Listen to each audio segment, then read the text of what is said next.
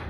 It's not, we are not asking to do some charity, but it is one of the obligations of the government, because healthcare is the responsibility of the government. Therefore, there should be a regulation of all hospital charges immediately. So that's a fourth demand, and we request your cooperation to bring this issue in the public domain through your ratings, through your investigations further.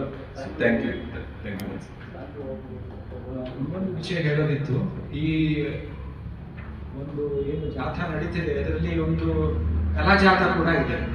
ಆ ಕಲಾ ಜಾಥಾ ಒಂದು ಸಾಂಸ್ಕೃತಿಕ ಹಿನ್ನೆಲೆ ಇಟ್ಕೊಂಡು ಜನರನ್ನ ಯಾವ ರೀತಿಯಾಗಿ ಈ ವಿಷಯದ ಬಗ್ಗೆ ಹೇಳಬೇಕು ಅನ್ನೋ ಒಂದು ಪ್ರಯತ್ನ ನಡೀತಾ ಇದೆ.